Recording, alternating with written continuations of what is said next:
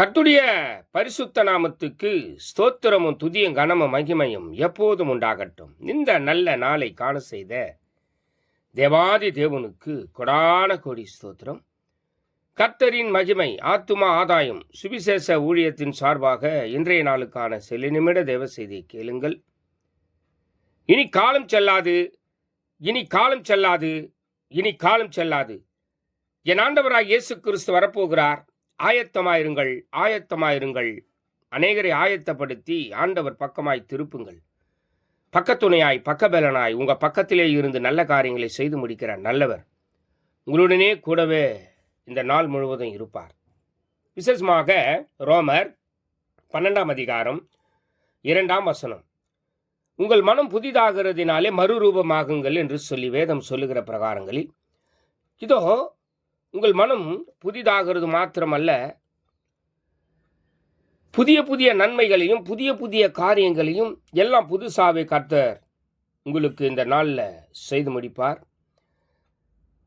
இந்த நாள் முழுவதும் உங்களை வழி நடத்துவார். உங்கள் மனம் புதிதாகிறதுனால் மாத்திரமல்ல, நீங்கள் புதிய காரியங்களையும் புதிய அற்புதங்களையும் பார்க்க போகிறீர்கள். அதனால மறுரூபமாகுங்கள். மனம் புதிதாகிறது, மறுரூபமாகுங்கள் என்று சொல்லி உங்க கையில கர்த்தர் கொடுக்கிறார். மறுரூபமாகுங்கள். வரப்போகிற காரியத்தை நினைவு கூறுங்கள்.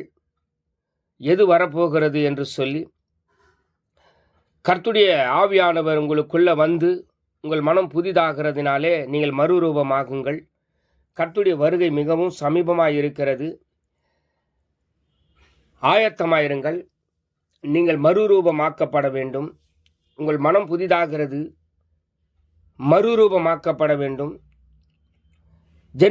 ஜென்ம சுபாவங்கள் மாற்றப்பட்டு நீங்கள் புதிதாகிறதுனாலே உங்கள் ஜென்ம சுபாவங்கள் மாற்றப்பட்டு அன்பின் சுபாவமாய் மாறுகிறது.